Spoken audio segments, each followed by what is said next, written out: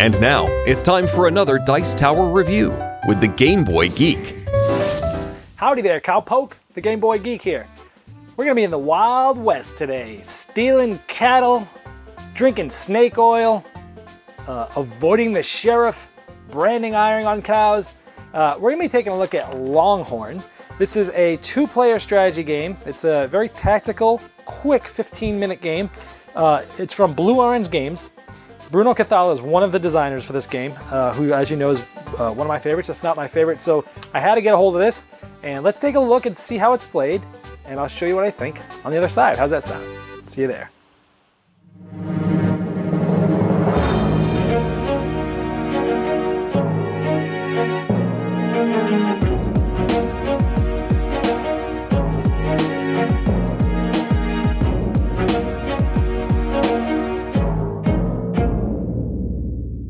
In Longhorn, we set up a 3x3 grid of 9 of these placement tiles, and each of these are random every game.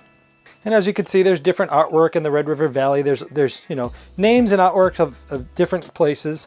Also, it shows you how many cows start on these type of tiles, and they're randomly assigned. So just grab 4 random ones. This was 3 white and 1 gray cow, and then we randomly assign sort of a special action token on each of these as well. Each player gets to pick whether they want to be Jesse Artist Bird or Eagle Perkins, and then they flip this coin to see who's going to go first. So let's say it ended up with this, with Jesse Artist Bird going first. The other player gets to start him on any tile that starts with 4 cows. So there's a handful of these that start with 4. Let's say he starts them here, and this begins your turn. So the game goes through 2 phases on each turn. Each player does a steal phase and then a move phase, and it's pretty simple. From here, he has to steal all the cows from any one color. So since there's only 3 of the 4 colors here, he's either going to steal all the gray, or all the white, which is just 1, or all the black, which is just 1 as well. So let's say he steals both gray cows. He puts them on his side. Because he took 2 cows, he must now move two spots orthogonally, up, down, left, right, but not diagonal. So, and you can't come back to the same tile twice. So he could go 1, 2, 1, 2, 1, 2, something like that. So he's going to move them. Maybe he moves them right here, and he flips it over to let him know that it's the other player's turn. And now it's that player's turn. He's again going to take either this 1 orange and then move him 1, or these 2 black and then move him 2. So maybe he takes the 2 black and he moves 1, 2, and then flips it over. This will continue going like this until all of the cows from a specific tile have been removed. So let's say when this guy got moved here, all that was left were these 2 white cows. Well, there's only 1 color left. He would have to remove all these. When he removes them, he must take this tile and do what the tile says. So the branding iron, once all these cows were cleared, he would take this, and this would allow him to, in this case, brand the cattle. So any cow that's in an adjacent spot, up, down, left, or right, in this case it's from one of these 3, he can take all the cows from 1 color from any one of those tiles. So let's say, ooh, he sees 3 whites. He's going to take these 3 whites and put them in there, and boom, that's that. So that's what the branding iron does. Let's look at some of these other special tiles. If you had eliminated all these cows and you activated this is an epidemic tile, which allows you to pick any of the 4 colors of cow, completely remove all of them from the game, essentially making them worth 0 points. So essentially you're taking 1 color of cow completely out of the game.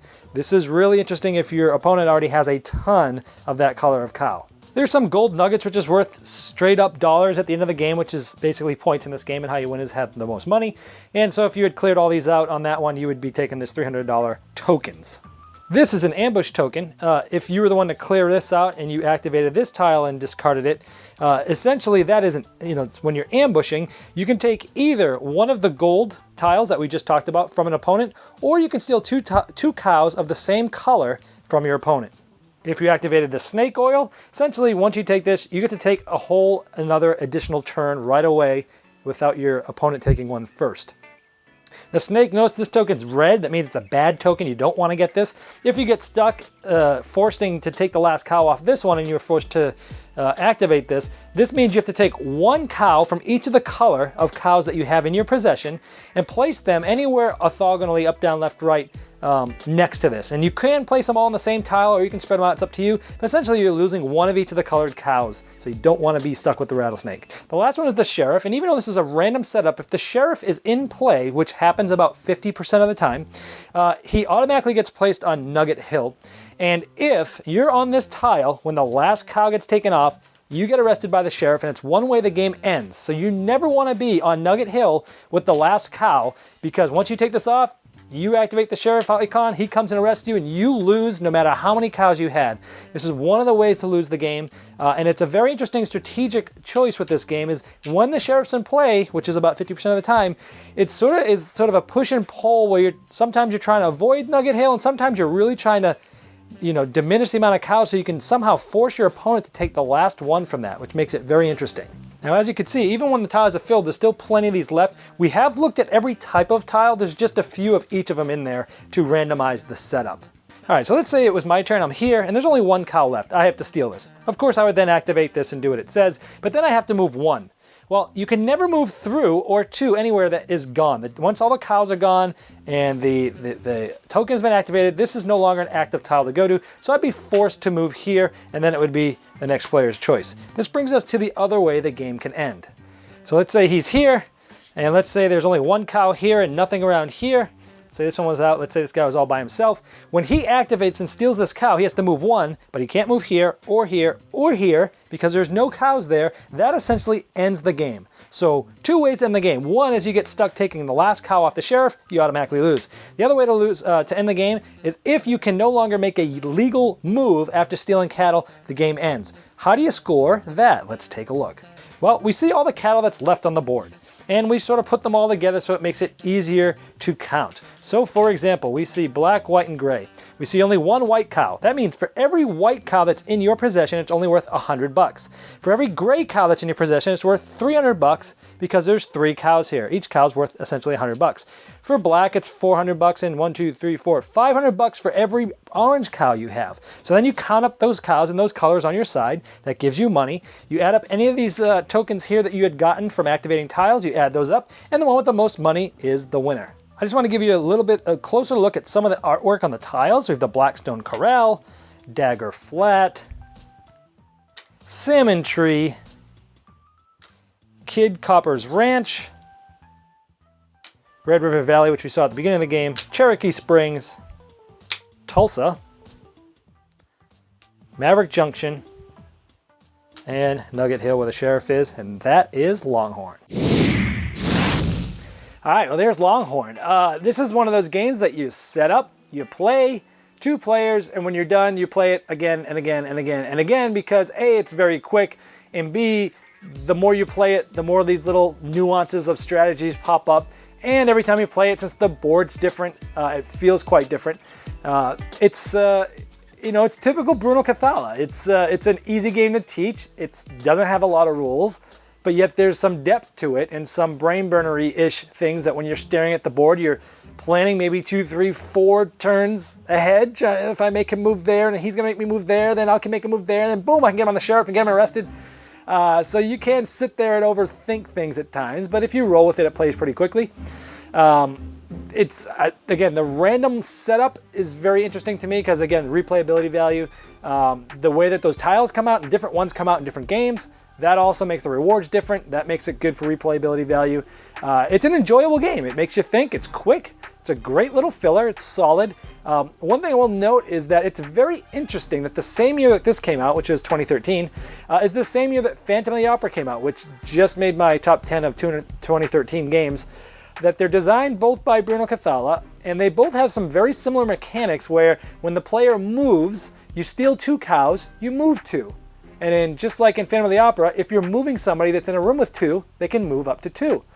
And a 3x3 grid with this, and if you look at the Phantom of the Opera board, it almost looks like a 3x3 grid, a little bit. It's a little different, but it's similar.